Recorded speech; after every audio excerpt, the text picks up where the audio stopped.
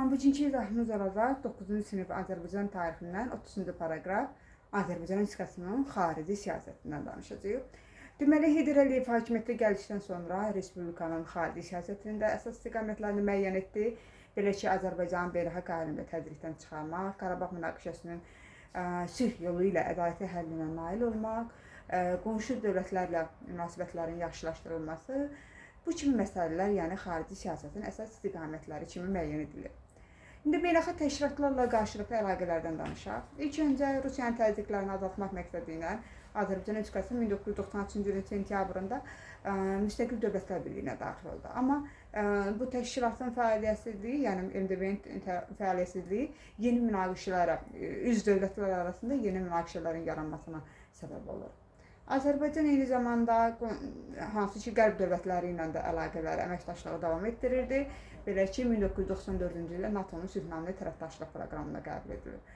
Bir də vacib bir məqamı deyim, NATO-nun özünə birbaşa üzvü deyil Azərbaycan. Azərbaycan NATO-nun proqramlarına üzvdür. NATO-nun özü yaranıb 1949-cu ildə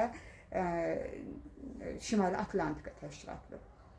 Deməli, və Azərbaycan hərbçiləri bu beynəlxalq qüvvələrin tərkibində Kosovada, İraqda, Əfqanistanda olan sülh məramlı missiyasını yerinə yetirir və buna görə də Azərbaycan NATO-nun deməli Avropa Atlantika tərəfdaşlıq şurasına, 2002-ci ildə isə NATO-nun Parlament Assambleyasına səs hüququ olmadan iştirakçı qismində qəbul olunur.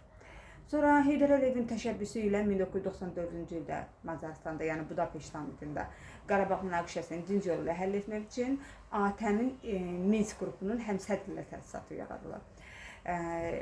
Burada ATƏM sonra olacaq ATƏK, adı dəyişir, sonra müşavirə, yəni təşkilat olacaq sonra.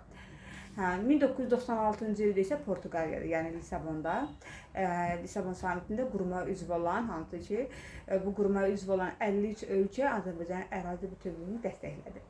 2001-ci ildə Avropa Şurasının tam hüquqlu üzvünə qəbul olunur. 2003-cü ildə isə İlham Əliyev Avropa Şurasının Parlament Assambleyasının vitse-prezidenti seçilir. Baxın, 2003-cü ildə İlham Əliyevlə bağlı bir çox hadisə var. Həm o baş nazir olur, həm prezident olur, həm də AŞPA-nın vitse-prezidenti olur. Sonra xarici iqtisadi əlaqələrdən deyək, yəni iqtisadi əlaqələrə danışaq. 1997-ci ildə Gürcüstan, Ukrayna, Azərbaycan, Moldova. Bunların, bu respublikaların başçıları, rəhbərlərinin bir yerdə yaratdılar GUAM. Gürcüstan, yenə Ukrayna, Azərbaycan, Moldova GUAM-ı yaratdılar. Bu üzv ölkələr arasında həm ticarət, nəqliyyat, iqtisadi əməkdaşlıq üçün imkanlar yaranır. Amma əslində o vaxt bunlar yarananda bunların dördünün də ərazi problemləri var idi. Sonra Azərbaycan, Avropa, Qafqaz, Asiya, yəni Traseka layihəsi çərçivəsində Respublikamızın deməli Avropa, Asiya istiqamətində tranzit işlərinin daşınmasını təmin etmək üçün 1998-ci ilin sentyabrında Bakıda İpək yoluna bərpası üzrə beynəlxalq konfrans keçirir. İpək yolu nə vaxt yaranmışdı? Eradan əvvəl 2-ci əsrdə yaranmışdı.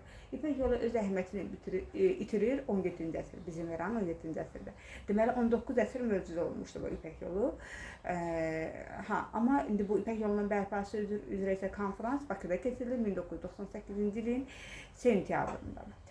Deməli, burada da Avropa, Qafqaz, Asiya dəhlizinin hansı ki, inkişafı üzrə beynəlxalq nəqliyyat haqqında burada əsas çox tərəfli saziş və Bakı bəyannaməsi imzalanır və burada da bu konfransda yaradılan beynəlxalq təşkilatın mənzil qərargahı Bakı şəhəri qəbul edilir. İdahımız bu qədər, sağ olun.